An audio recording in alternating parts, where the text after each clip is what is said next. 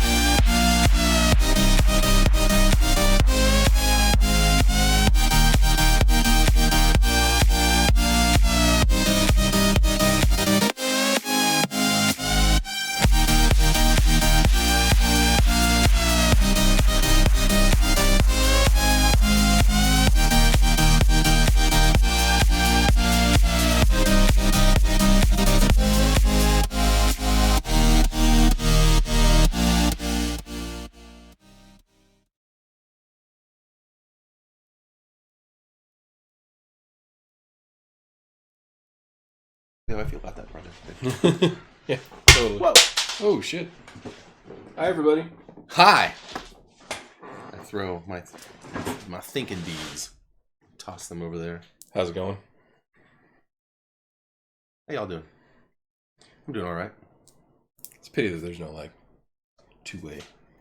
Yep, so they could be like, hi! Everyone say hello! Exactly. Romper, stomper, bumper, boo. That's all I'm saying.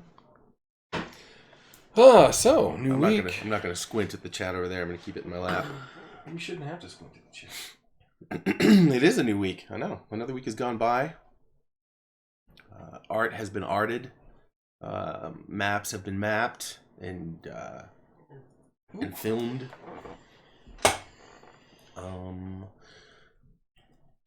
It's another, like, 5,000 words in the player's guide. Excellent.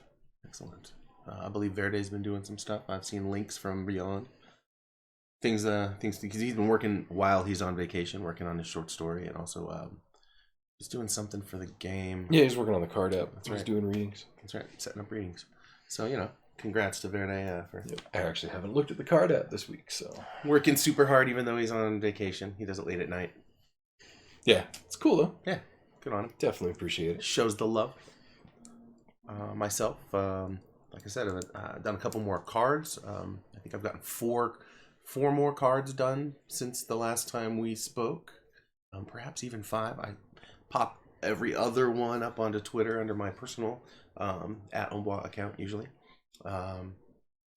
So you can see the progress on the cards that's going on. And then, I spent all day yesterday mapping and filming the mapping and mostly doing titles and cleaning up the titling, and like I said to you earlier before the show, lots of minute white work. Yeah, totally.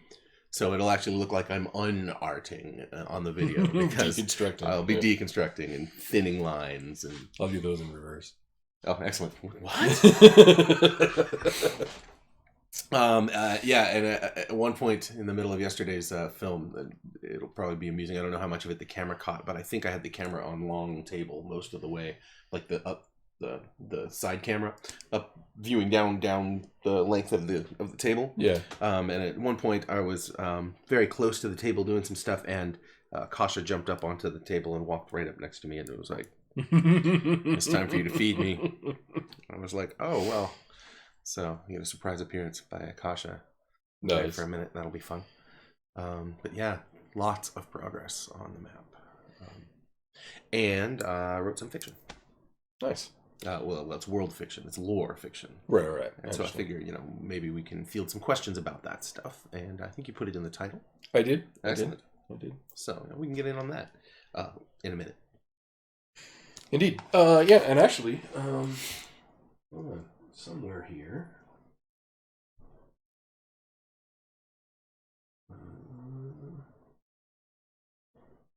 I rarely lie, but I often write fiction. Interesting distinction. Alright, so over here you can see I'm finally finalizing all of the combat stuff. This is the player's handbook. I don't know what resolution you guys can see it at over there. And I'm sorry, I realize I'm being very faint because I'm talking away from the mic. But what I was saying was this is the player's guide, and what you're looking at is the combat section.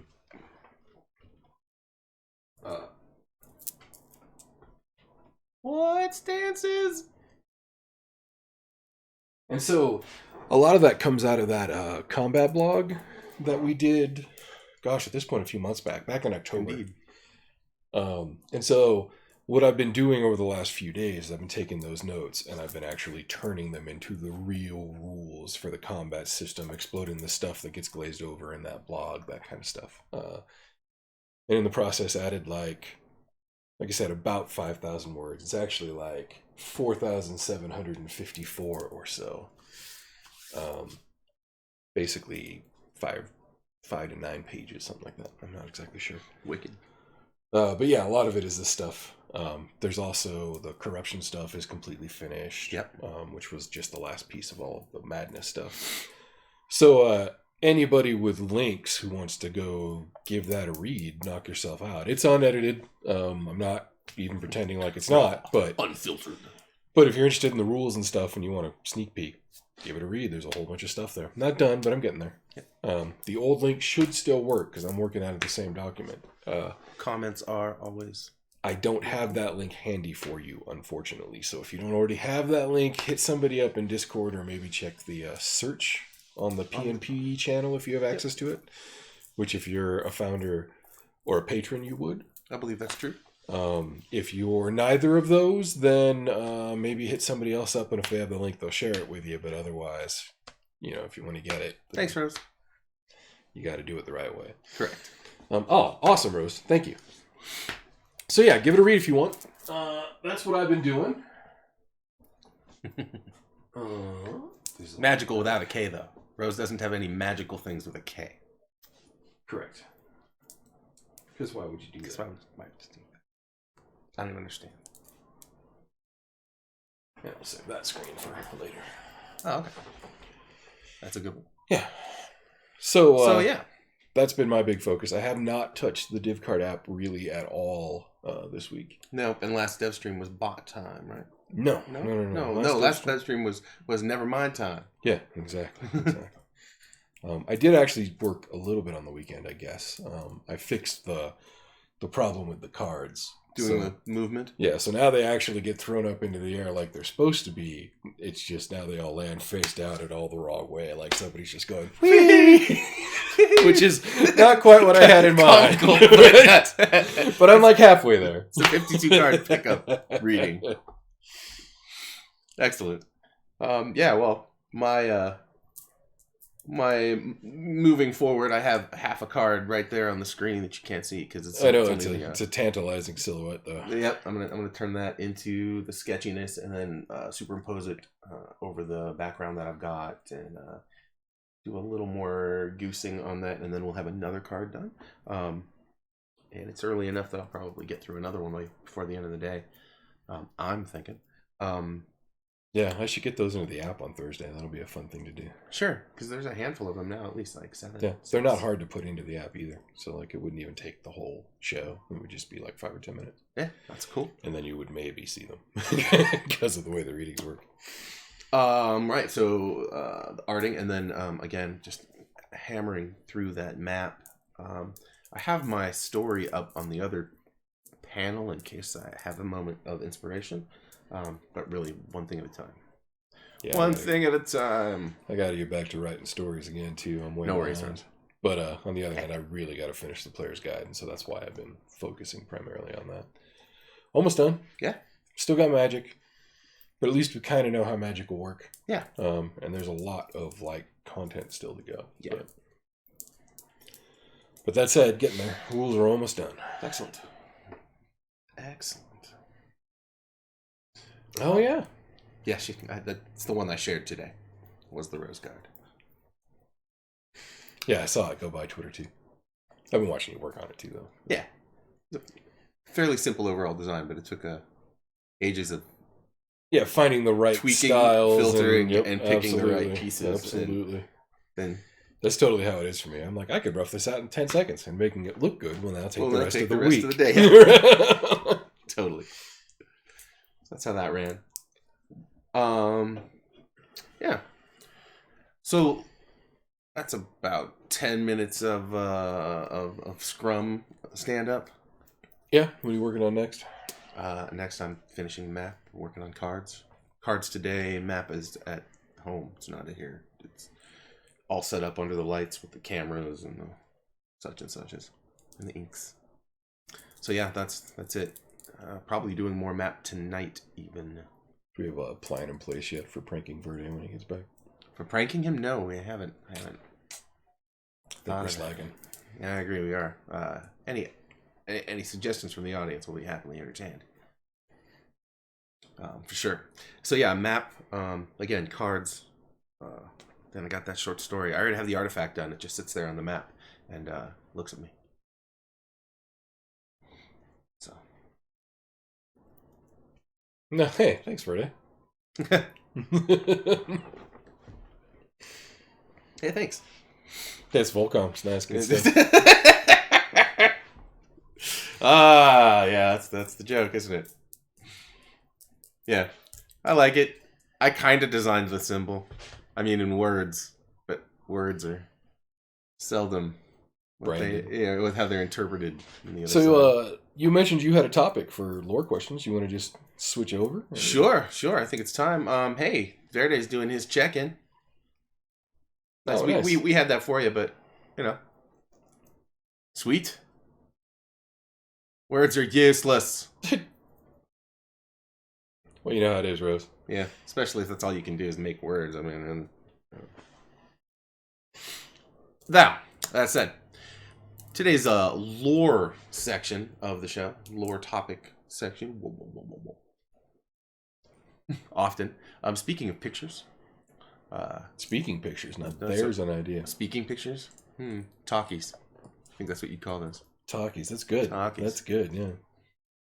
So, I was thinking, last week we showed a piece of the map to the chat channel just to see what you guys maybe would want to talk to, and a couple people were talk about, and a couple of you were like mentioning region areas, and it was suggested by someone who was often very wise that maybe we just choose individual regions and do one per show.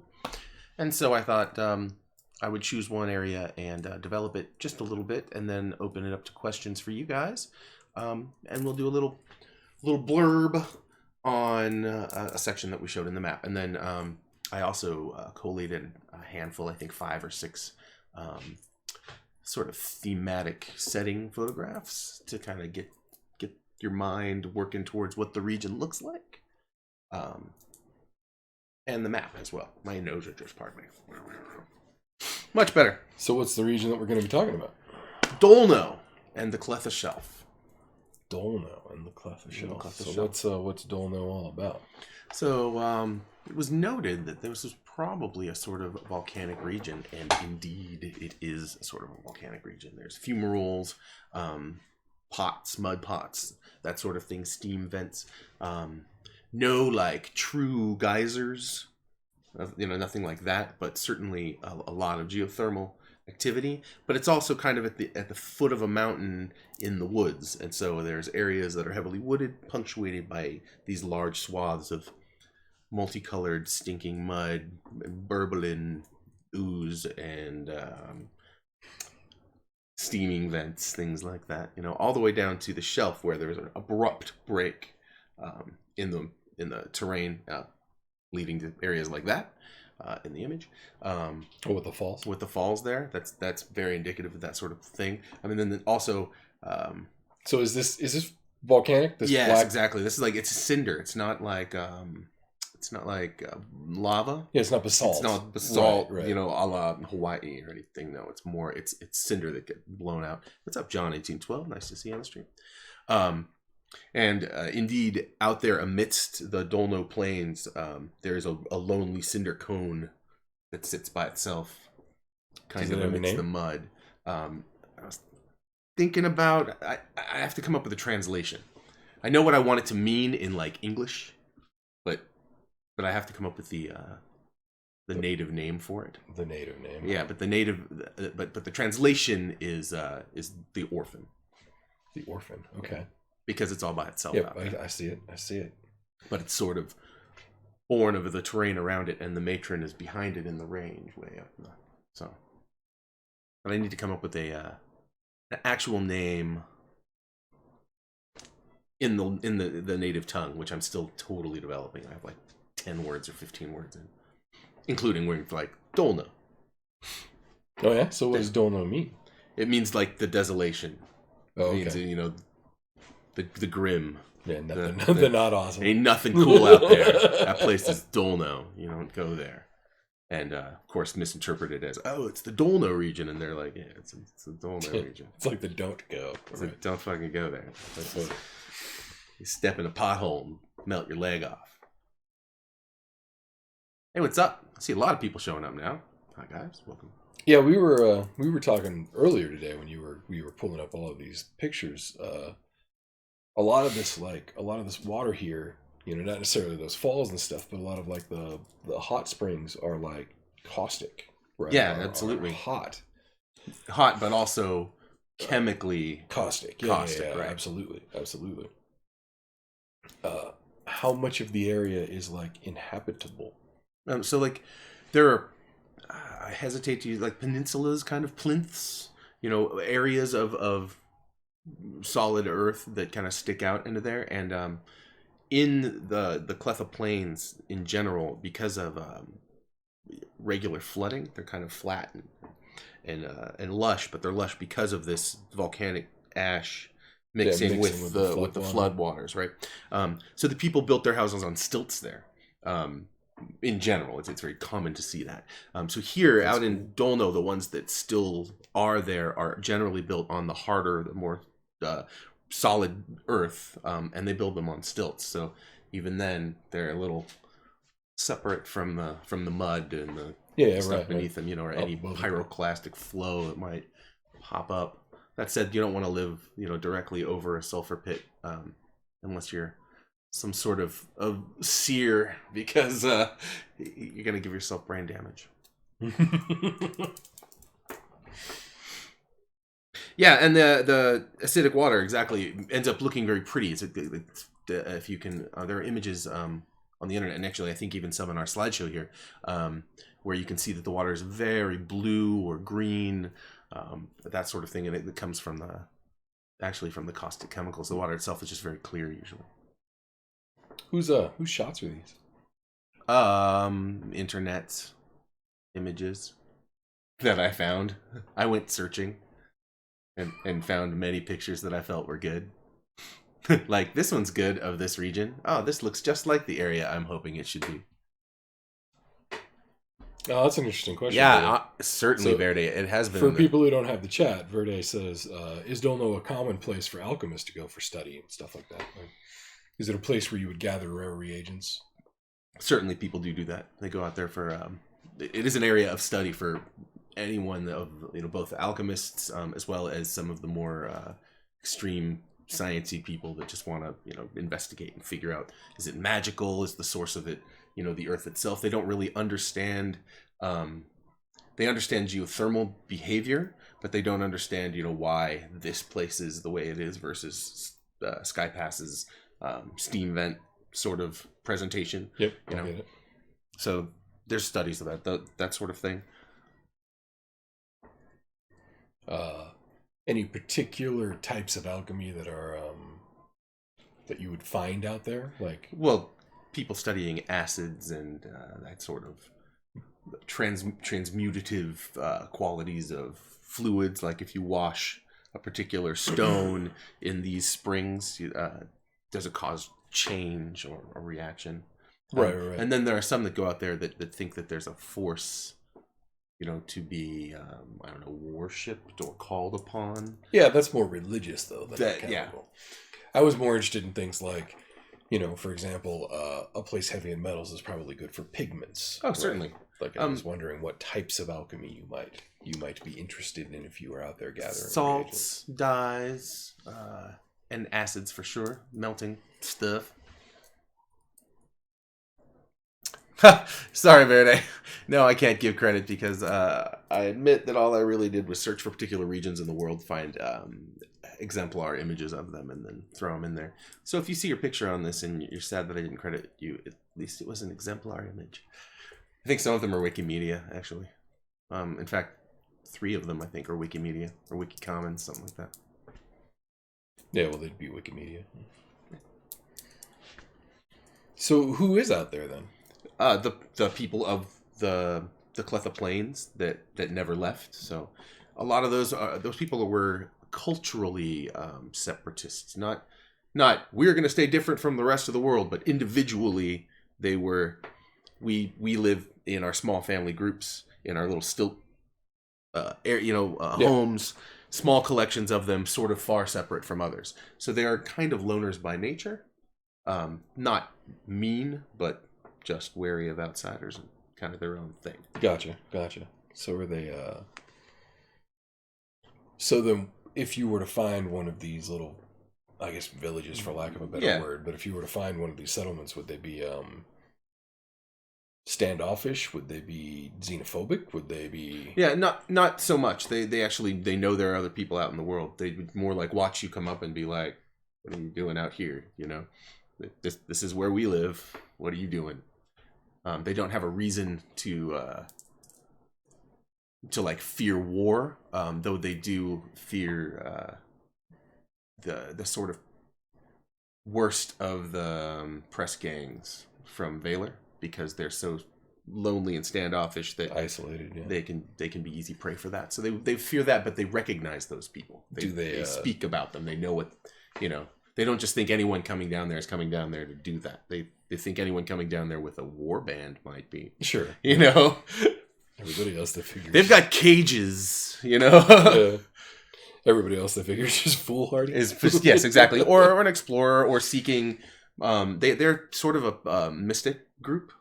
They have mystical qualities that tie them to... it's their stories that make people believe that there might be some force... that caused the volcanic activity, the desolation, right? Rather than a natural just happening. They're more of the mind that it's the touch of a great old one or something like that. Interesting. A great old one, indeed. Hey, what's up, Klehtha? Good to see you. No, none of... Read the question. Nobody knows what you're talking about. Yeah. Yeah, so Verde, has anyone ever profited tourisms or hot springs or anything? None of the hot springs are exploitable in that way, in that I'm pretty sure if you were to, settle into any of these, it would be for your last bath. And certainly alchemists, but I'm certain that at least one alchemist has tried to sell snake oil from this stuff, but that's, soda springs for sure. Lithia water, absolutely. Lithia water. Yep. So, sure. I'm certain that people try that. But again, it's a desolate sort of place. It's hostile. It's not hostile, but inhospitable. So it's not super common. There's not like a trade route that goes all the way there. Plus, the people in general are... So none of the resources are really sort of standoffish, precious, except for the ones that are esoteric, is what you're saying. That's exactly it. You would need to know that you needed this mud for that or whatever, and it's not really common knowledge. And really nowhere but maybe Valor could you get away with saying it was an imported Dolno mud mask, right? As you could in Los Angeles today. I see what you're saying. Speaking about those sorts, St. Aster, are there any tar pits? No, not like in La Brea.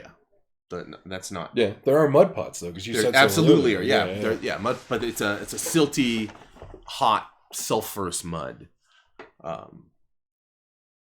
Exactly. Not though. Certainly, there are dead animals out there. I mean, I'm sure you'd find some amount of fossil, but in the water, in the springs, not so much, because they're caustic enough that they'll eat anything that falls in completely. The reason away. The water is that color of blue over there that I'm looking at over there. There we go. No, not anymore. It'll come back. It will. Yeah, but so in actual life, in the place that is a picture of, Yeah. well, these are pictures of. You'll see that like light blue water that kind of looks like it's in a swimming pool. Right. That is not normally the way water looks out there. Well, it is out there in the volcanic areas, but it's not the way water normally looks, right? It's that color because of all of the other caustic elements that are in it, you know, whether it's, you know, either super acidic or super basic, depending on what kind of caustic it is. But either way, it's bad. Indeed. So yeah. Likewise, there's after the shelf breaks off, it cuts out down to the beach and down to the ocean on the other side. But the above the shelf is mostly Yeah, and that's like on the southeast right? corner. Yes, south of the range way. with the matron in. And in fact, the map will come back up and you'll see it again. Yep, it's the part covered in sunlight right now, right? Yes, indeed. Yep, that's the color I was talking about, that almost white blue. Yeah, and it changed. So these springs change over the year, depending on how wet the season has been. If it's very, very wet, they're generally clearer with pools of color at the bottom. But as the water levels drop and the Becomes more saturated. the minerals inside become more saturated, the colors get deeper, and the water gets hotter. So It's physics. it's physics for you.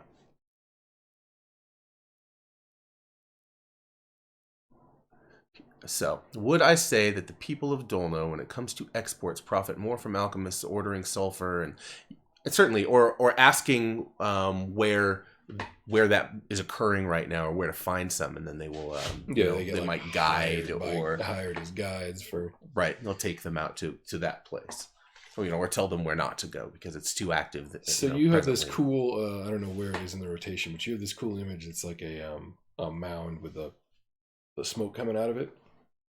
Mm-hmm. Are there cave systems? Oh, certainly, yeah. Though a lot of it's more like steam vents. If you could find a way to plumb steam vents and go within the cave sections that were created by this pressure, Right. But this is immensely dangerous unless you have some sort of So these are fumaroles, and that actual region does have like those hills are just perforated with like a molehill system of steamy fumaroles, but they're super hot. So you would not want to be in one that was still an active route. Yeah, right. Absolutely. Or if one was inactive and then something broke through and filled it with steam. Yeah, very likely, Lake. Very likely, in fact. And yeah, there are no thusly written or so far written mud salesmen or sulfur traders yet. That's not to say it's an impossibility. Just that it's not... Well, and there even probably is a sulfur trade, but it's probably a few people rather than a giant industry. That's what I'm saying. It's not a large scale in industrial production. It's just stripping the mud flats of the. Plus, there are alchemical ways to get sulfur out of other elements that it's already bound to. You know what I mean? Yeah. Indeed. Like you could take it back out of sulfuric acid if you knew what you were doing. If you knew what you were doing. Yeah. That's alchemy, though. Right, that's what I was saying. It's high alchemy. So what else would you guys like to hear about? Alchemy mostly involves Keter salts. Right? Keter salts? That's the result of high alchemy.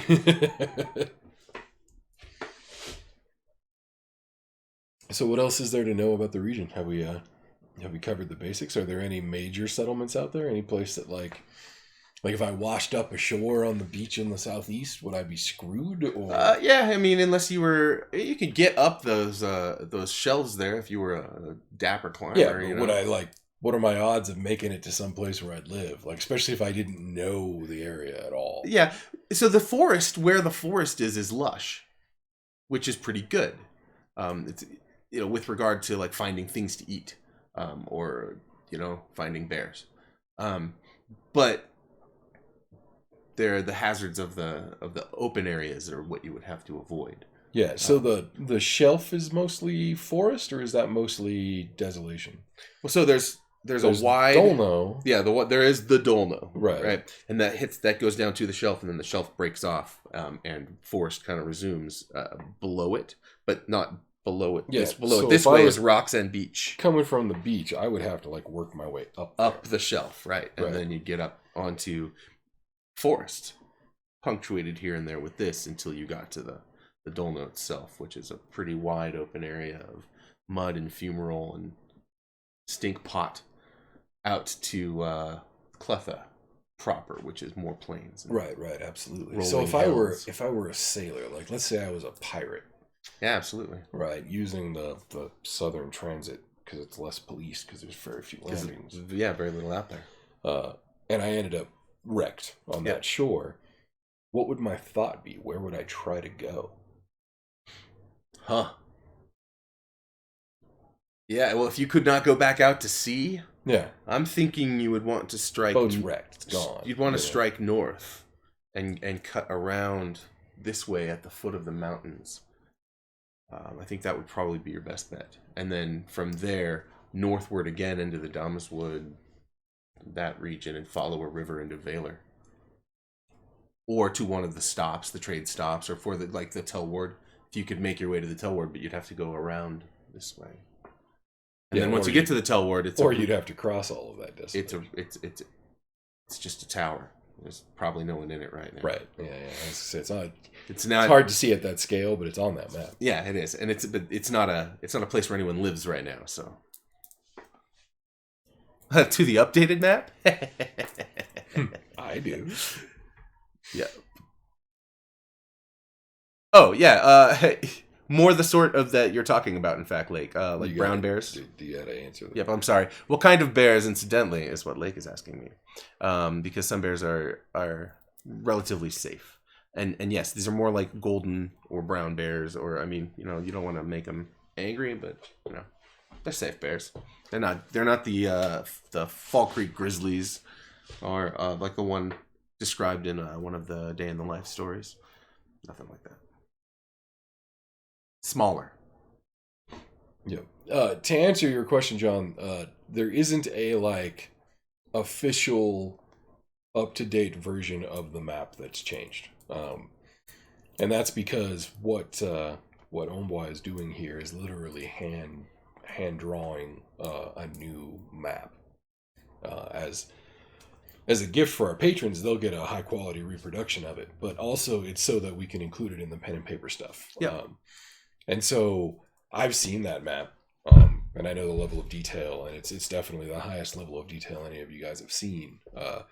But there isn't a complete picture of it available yet. Right. Nope. Just lots of little snapshots and clips and bits. And if you look at the Patreon page, I think we might have one video available, but maybe not. Maybe just pictures. I think I have leaky pictures. Yeah, I think it's mostly still shots unless you're a patron. Pencils and stuff. But if you're a patron, you can watch movies. Still, yeah, it's getting so near to done. I'm very, very near done. I have to finish out the compass rose. I have to draw out the key. I'm going to put the tallest peaks on the continent in the key as well, and some little information bits that are going to be secret until they drop. But so, right now we're discussing the Dolno area and the Klehtha Shelf, which were areas that people didn't know about until last week when I showed this picture of the map in my progress report. Here's a relatively high-res image of the piece we were talking about right now. That's the eastern coast of Greyshore, I think. Yep, absolutely. With Valor sort of up on the peninsula up there. I did a lot of work on the lettering yesterday, and I cleaned up the lettering for Klehtha right there. I drew in some more features. Used the red ink to do all the Dolno lettering that's in there. I wrote it out properly, and then there's another title below there that I actually did, and then the Klehtha Shelf. Did that yesterday. All sorts of red lettering. And with a dip pen. I used the glass nib dip pen for the lettering. the lettering. Yeah. That's cool. Looks great. Looks great, man. Thank you. Oh, it's got that like Tolkien-esque Thanks, John. feel to it. Yeah, it's I'm trying to make it look like it would be if it were drawn by some scribe up in Sky Pass, from all of the books he's read about the travels, of Greyshore. Like, sent a bunch of people out, and they each came back with stories of where they'd been, and so he's compiling them all into one map. At this point, I think it might even be more than that. Like, It's a lot of hours. It is many, many hours. Yeah,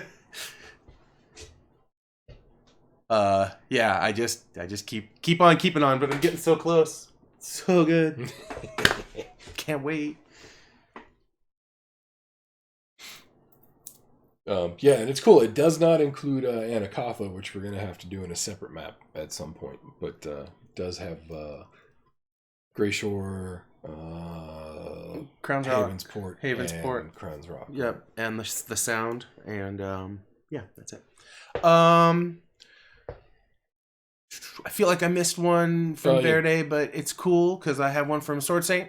So the folks that live there are the people. They're the kind of Klethans, the Klethan people that they also live in. Dolno is a Klethan province, so to speak. It's they don't think of it as a province so much as a region. That place over there where stuff's all Dolno, but it's the Klethan people, and they're sort of the people of the southern plains down here, kind of commingled with some of the people from the area around Valor. Like those two cultures sort of intermingled to make the Klethans ages ago. Yeah, it was how do they protect themselves? Yeah. So as I said, they do talk to one another. It's just not their culture to intermingle a lot with their neighbors. So they trade small things. They have regular you said they're every more few months they will come together. And, they're more like family units. Yes, So but they sort of live on their own in their family. Yeah, units, I get it. Extended family. Like if you ever lived in a rural community, Very- the way that might work. Yes. Is there ever so in rural communities there are often times where everybody comes together? Yes, Does that happen? Yes, exactly. Every few months they meet at a common place where they have a larger structure that's built for this. Sort of akin to a grange, but again more built with their architectural style, which is on the stilts. Right. And they recognize slavers by the things that they bring with them and by the forces that they come in and that sort of thing. So that's who they fear. Bandit lords, again, the same sort of thing. And if they escape from that sort of attack, I mean, of course they will fight back, but then they'll go tell a neighbor or they'll spread the word, that this person's out there. News at these? Yeah, and they will share a story of that. So that's kind of how they do that. And then they've got combat traditions, of course, that as lots of people do. Though their combat traditions are generally more like blunt force. They don't have a lot of blades. The sharp things that they make, they tend to make out of napped volcanic glass or stone. That makes perfect sense to me. And it's not that they have tons of obsidian either, because it's not really that sort of volcanic activity. Sure. It's just that it does occur. It's just not very common. There absolutely are. They do use magic. Though like everywhere in the world, none of them are like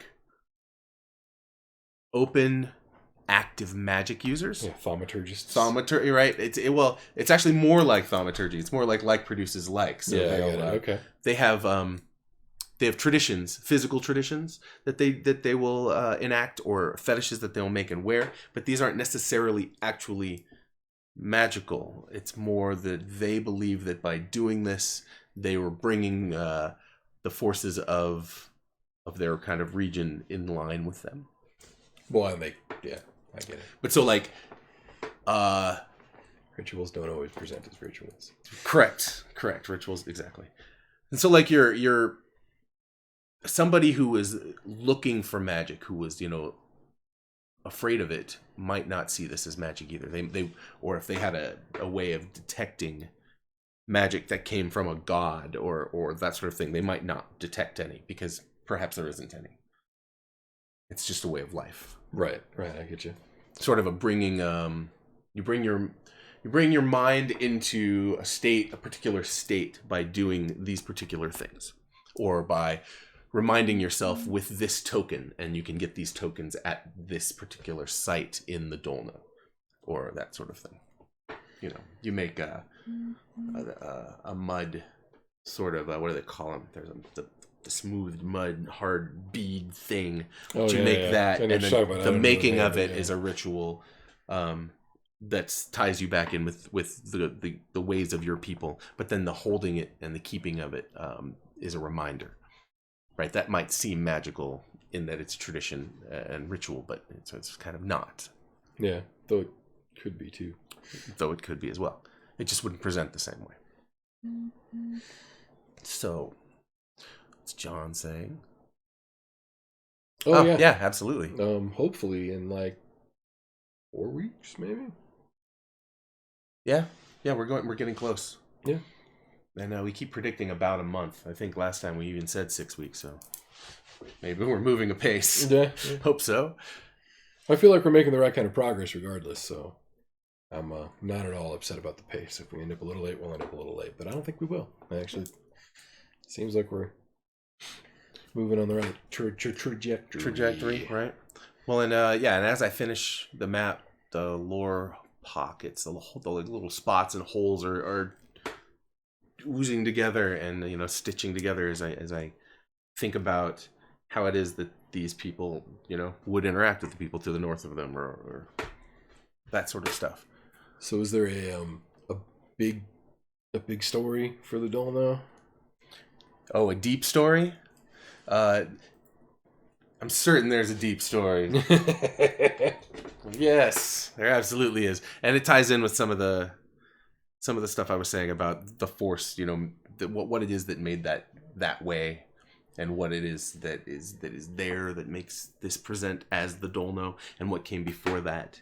However, the real deep story, the deep story that will become apparent when you see it on the map, is the ruins of the castle on Klehtha Shelf.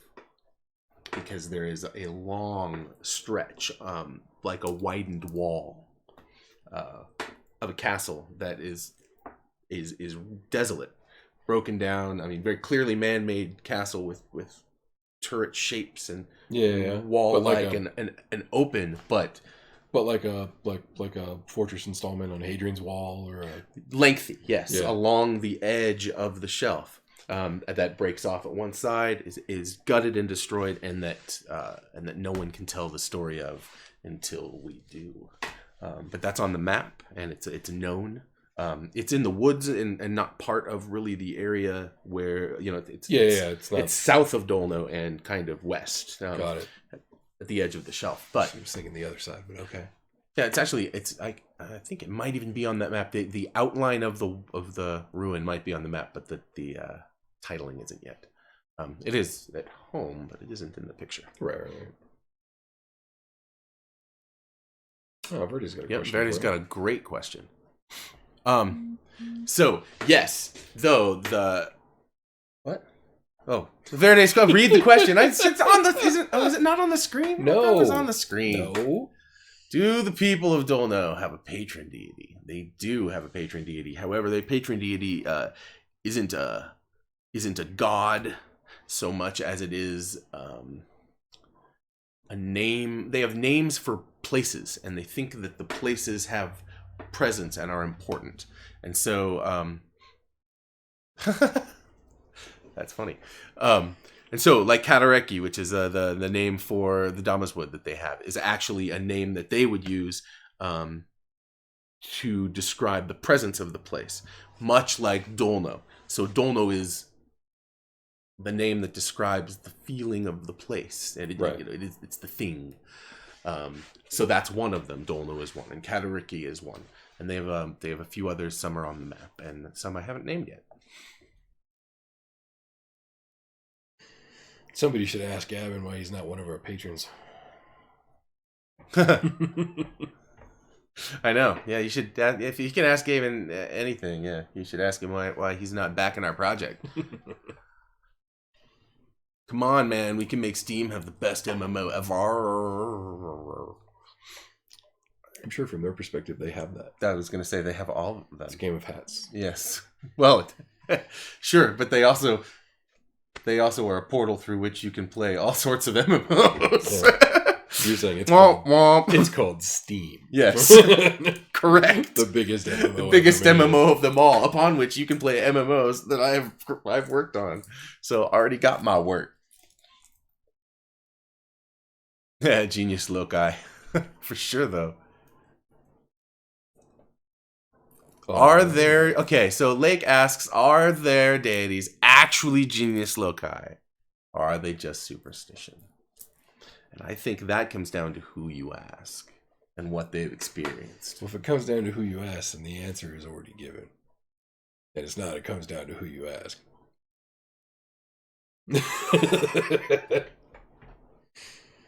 If it comes down to who you ask, the answer is no. Right.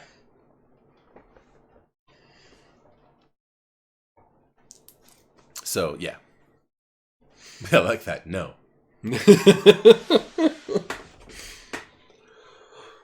You're right. Belief doesn't equal fact, and that is true. I don't know that they're animist in the same way. Yeah, exactly. So yeah. So the question was, if they're spiritual, or if they're spiritualists, are they almost like the Shinto? Right. Well, or like Shinto, I mean. Excuse me. Yes, because yeah. And because there are many life ways encapsulated within what the thing we call Shinto. Correct. But yes, and so they don't have Kodama. They don't have the little guys. They don't have spirits of the place that are little manifest creatures running around.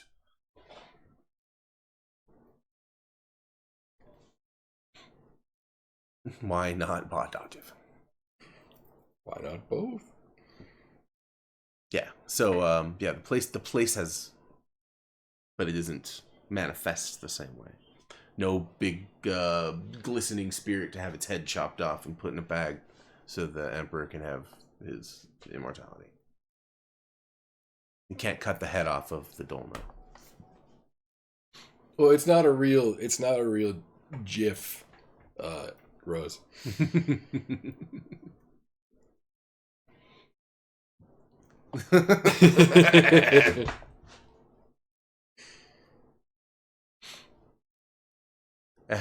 Absolutely. So Sword Saint asks cults? Yeah, absolutely. There are cults out there, and some go out there just to get away from others, and there are cults, not huge. Like, this is not something where the people in Valor are like, gotta watch out for the blah blah blah cult. But there is certainly a small movement of people that are trying to tap into the powers of these places, trying to learn how to turn them to their own. So there are some most notable that believe that, like, the Dhamma's wood can be used to accelerate healing, whereas the Dolno can be used to enervate or to draw power either in or out.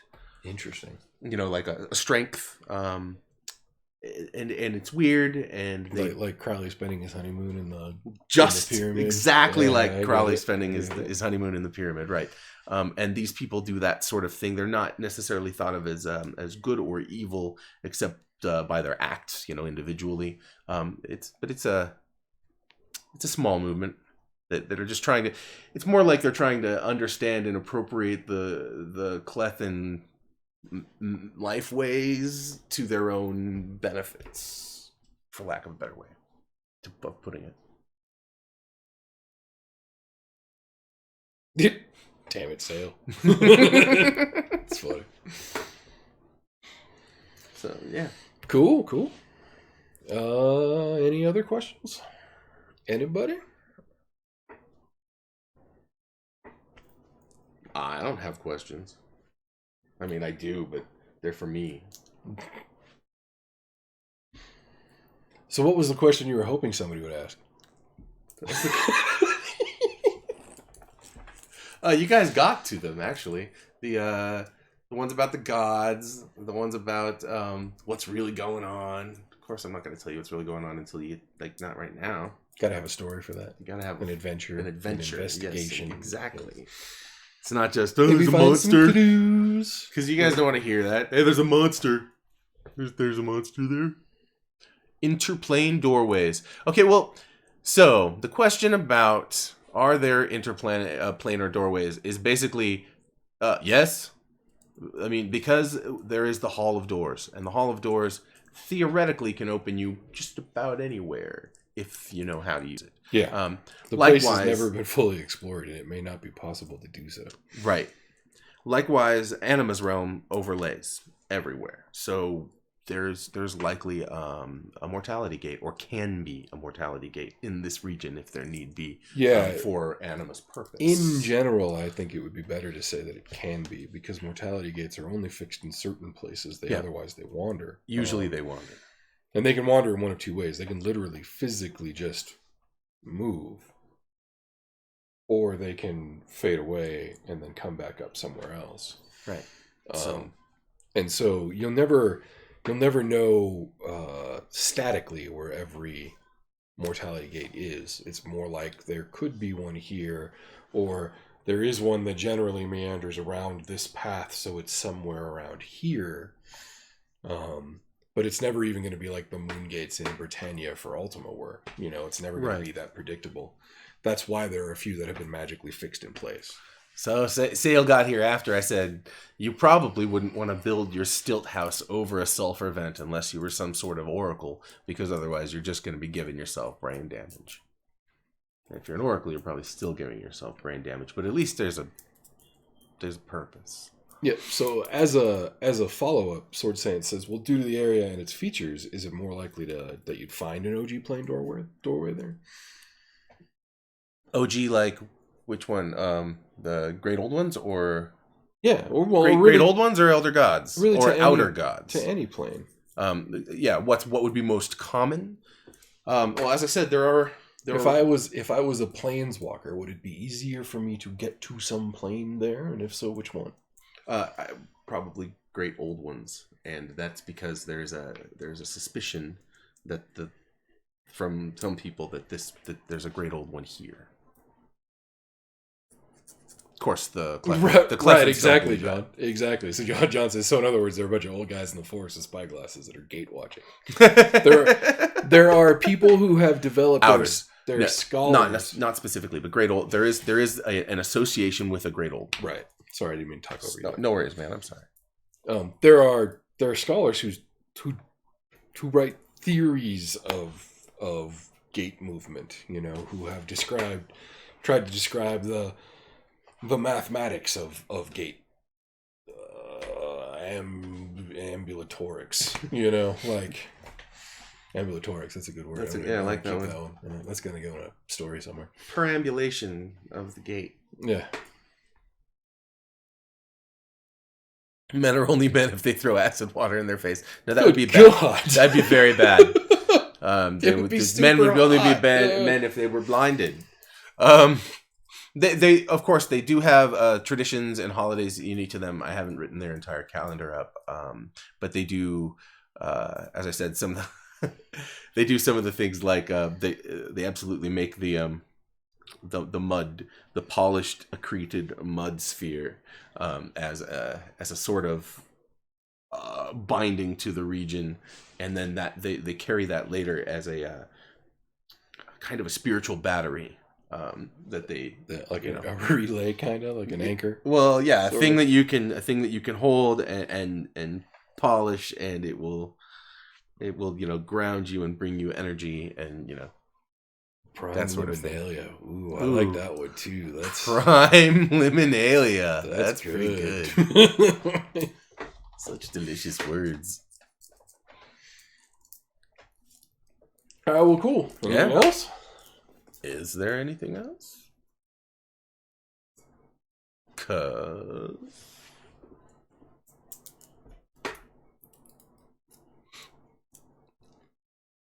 no, they wear the same sort of clothes that the Klehthan people and the the people of the plains around Valor do, which I believe I described as fringy and i.e. bearing fringes, at times beaded and natural colors. That's, I think, how I described that.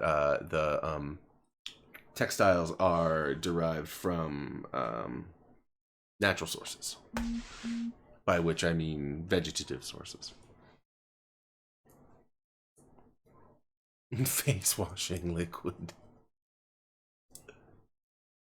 What does a moving gate actually look like? Because it sounds spooky. That's a good question. Yeah, I would describe it as a disturbance in the space, A discontinuity. a discontinuity, Yeah. perhaps a ripple. Have you ever had liminality? Have you ever had a migraine where you get the like Aura? sort of? They're not aura though. They're like prismatic strips of like wrong. No texture in this piece of the universe. Yeah, I imagine them kind of like that.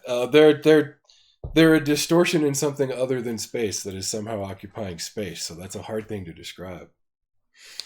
Yes, Verde asked something similar, Sword Saint, about would you find Broggines there doing their studies or doing, and yes, people do make expeditions for scientific reasons, various or even parascientific, like alchemical, and not everything is known about the properties of the muds and spring waters and things of the Dolno, so there's still kind of an ongoing exploration of it. Yeah, exactly. No, Pole and Sail got there on the migraine stuff. Yeah, I suffer those personally. I get the hypnagogics when I close my eyes, but when I open my eyes, what I get is screaming pain and aura and sparkles. Yeah, And sometimes phosphenes. Oh, totally phosphenes. But patterns make noises. So, you know. It's a thing.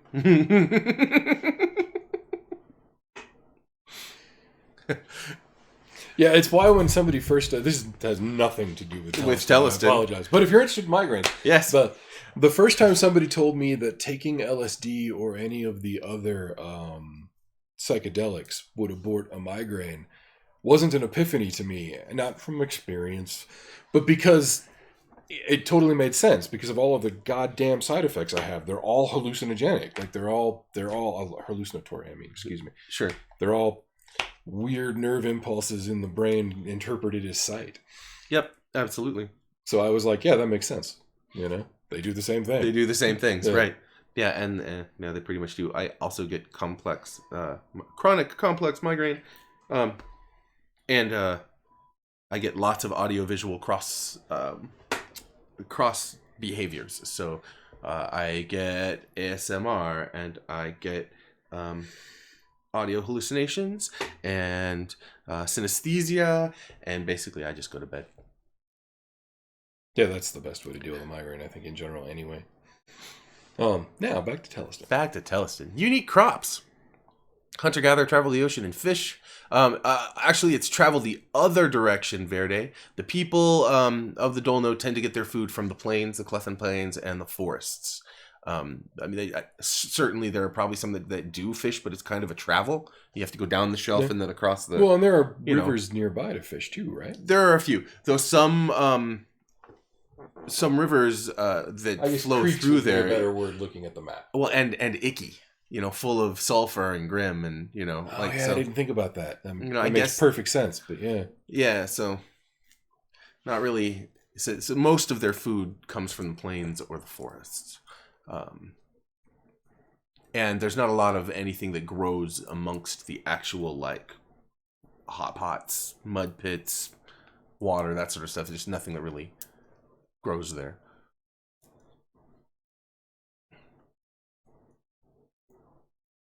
Mm-hmm.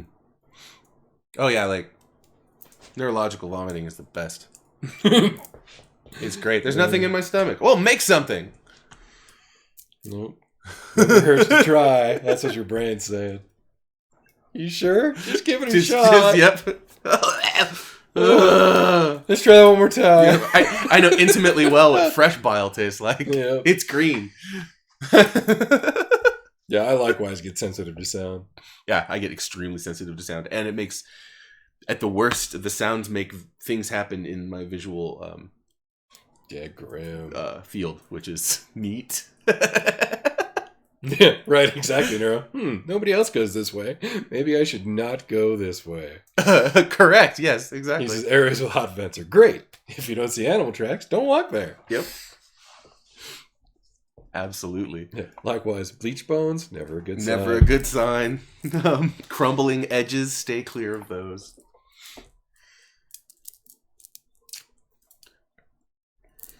Well, cool. We've hit the hour mark. We made an hour. More questions? More questions?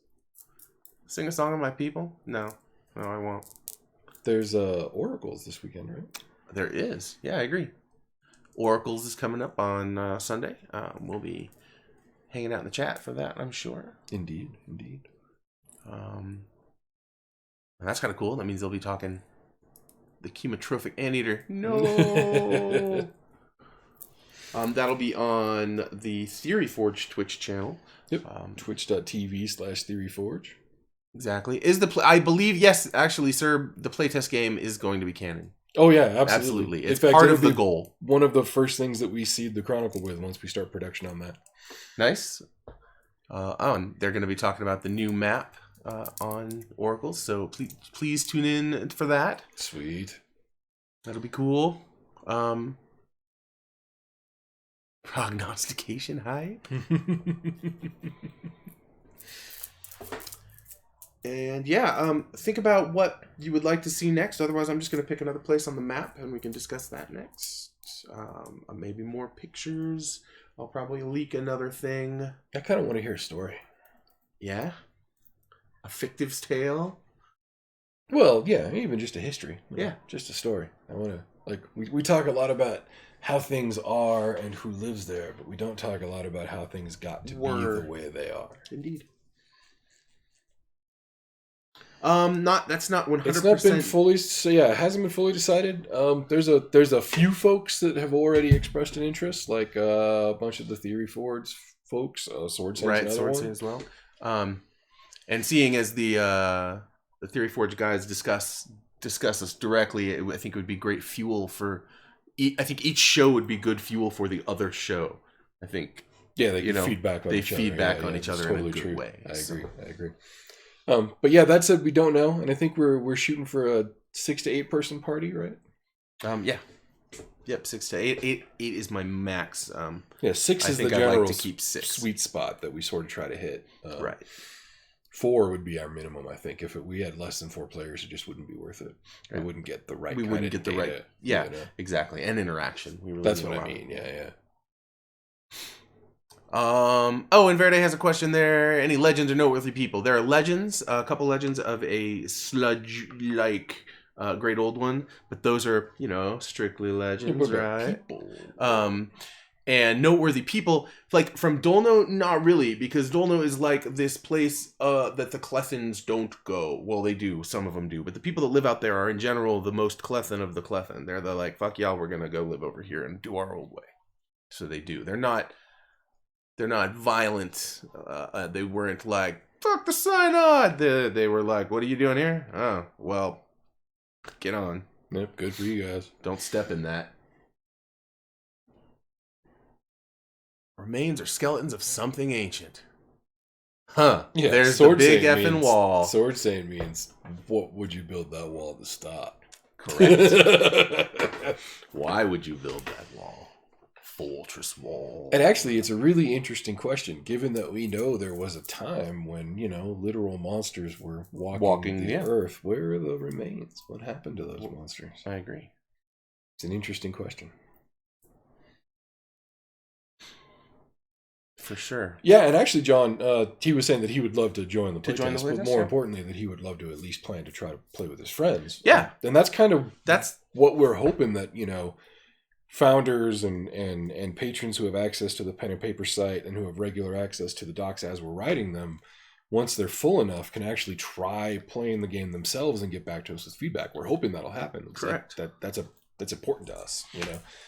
It's a way for us to make sure that everything actually does what we expect it to do. The only way to really know for sure is to get people playing. So yeah, we hope that will happen. Yep, absolutely. And as to what are the monsters are the people. The monsters are always the people. No, we actually went into some depth like last week, I believe, or the week before. It's a couple weeks ago. It was longer than that, I think. Actually. About what the monsters were. And the short version is Theleston doesn't crawl with monsters the way that Faerun does. Though there are monsters there. Yeah, but it's more like monsters come and monsters go. Correct. Right. Yes. Anything that is a monster shouldn't be there and is there for some metaphysical reason, or was left behind, or was, was created. Some phenomenal event. Yep. It's a cool idea. It's a good idea, Sword Saint. I'm thinking there's actually exactly a place out there. Exactly, Bertie. Part of the reason that I am not directly answering the question of what ate the remains is that it's an open question for the people of Theleston. Yes. Is we have all these stories, everything is wrecked, so we know these stories must have real. some grain of truth. Right. Where's the rest of the evidence? Correct. Yep. Where are the artifacts? Are there relics? And if so, are they in the hands of some mysterious cult? Where did they go? Right, exactly. Indeed. Yeah, I can think of a few relics that I've thought about, and I know where I want them to be in the world, but I haven't written the stories for them. Well, and from a gameplay standpoint, the mystery opens up things like trade in relics that may or may not be real, right? Like there's a reason to set up a mystery like that in your game that is more than just the mystery itself, which is cool. Right. I love it, but sure, but what's the MacGuffin? The infrastructure that evolves around the mystery is as important to the gameplay as the mystery itself. Well, to me, actually, that is the most of the gameplay. I mean, it is, after all, a collaborative storytelling experience that we're making, and I can tell you from the book, a blurb about, no, this is the tooth of the Star Child, and it was defeated in the dark times by this guy, and he tore the tooth out, and we keep it, and someday we will regenerate the Star Child from the tooth.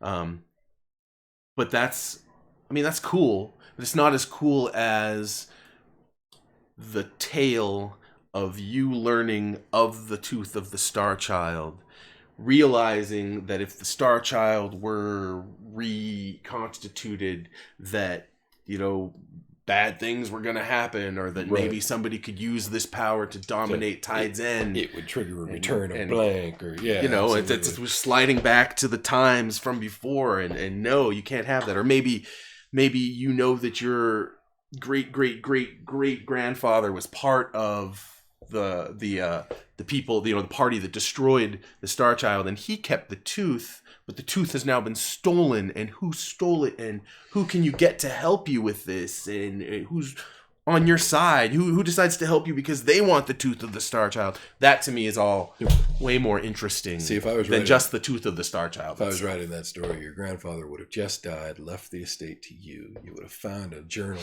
about the tooth, gone looking for the tooth, and found it was missing. Yep. And then everything would have started from there. And then strange things become afoot. Or perhaps the tooth is stolen in the middle of the night. Yeah. People break into the manor. Yeah, it's a good story. There you go. So to me, it's the para story and the interactions that create the evolving, the story that I couldn't predict just from telling you about a relic. It's a little bit. It's the seed from which the crystalline awesome grows. I think one of the first things I had to learn as a storyteller was the purpose of a MacGuffin versus the character's perceptions of the importance of a MacGuffin. Uh-huh. Because they're very different things. Very, very different things. For sure. And yeah, you're right. I'm pretty sure Star Children are things that come from Cthulhu, or Cthulhu is their buddy, or I thought Cthulhu he's the priest of them. The Star Child, but yeah. If it's but they're the Star Child's a mythos reference. Yeah. That said, you'll see the phrase Star Child all over sci-fi because it's child of star. Right. Fairly simple. We're made out of elements from dead stars, so it comes up a lot. It does. Even Carl Sagan. We're all made of stars. And there's billions and billions of us. Anyway. I like Carl Sagan. I like Carl Sagan too. He was a good dude. Also, did you hear that Michael Moorcock said you can write a novel in 3 days? I did see that. I have to finish the article. Yeah. I've read a lot of Moorcock. Yeah, I'm pretty sure I stick with my original answer. That's a 10 strip of acid. That's all. Yep, I was taking a lot of doses. All right, well, it looks like questions have calmed down. Yep. So I think it's probably time for us to actually call it a Tuesday. And a fireside. Yeah. So thank you for coming out, everybody. We appreciate it. We always. We will be back next week at the same time for our regular fireside. Just as a reminder, Theory Forge this weekend, Sunday at 1 p.m. Pacific. Correct. At twitch.tv/TheoryForge. They'll be showing Oracles of Theleston. Talking about the game. I think they're going to talk about the map as well. And hopefully we gave them some more food for thought this episode. That would be great. I will be with regard to the streaming DOP crew video games tonight. Normally I do dev stuff when I stream. But I'll be doing video game stuff tonight. I'm looking at She Dreams of Caterpillars. She remembers caterpillars. That's what it is. This is really cool looking caterpillar themed puzzle game. Yeah. It's kind of neat.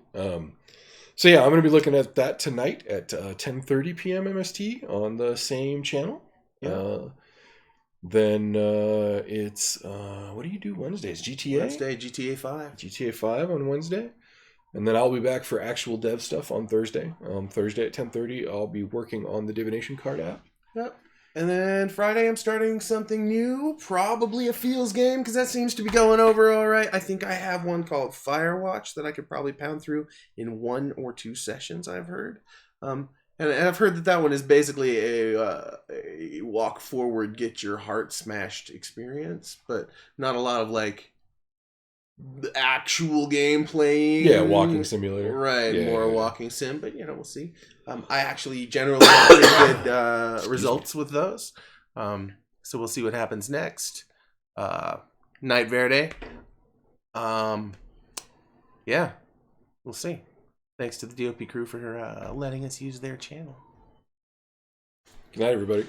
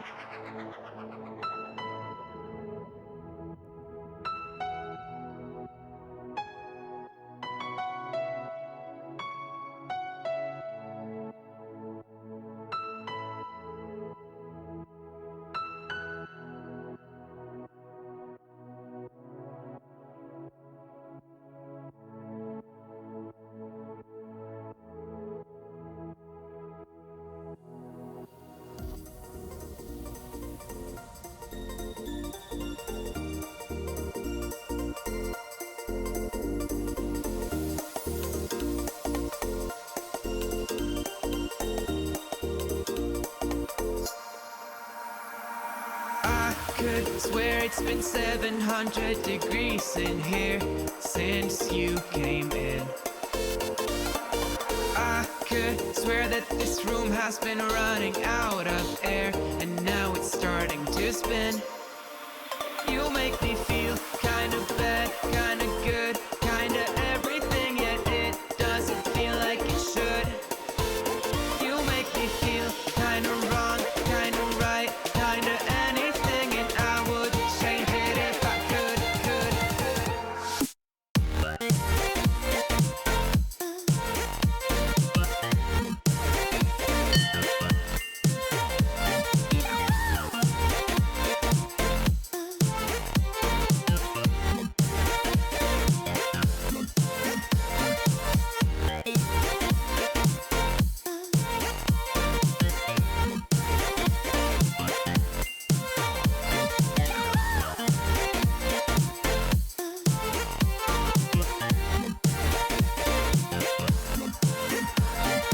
I could swear that I'm fainting, I think I'm losing my sight, I swear I'm hitting the floor. I could swear that my stomach just sunk a meter, I'll be dead if I take any more. You make me feel kinda bad, kinda good, kinda everything, yet it doesn't feel like it should. You make me feel kinda wrong, kinda right, kinda anything, and I would change it if I could.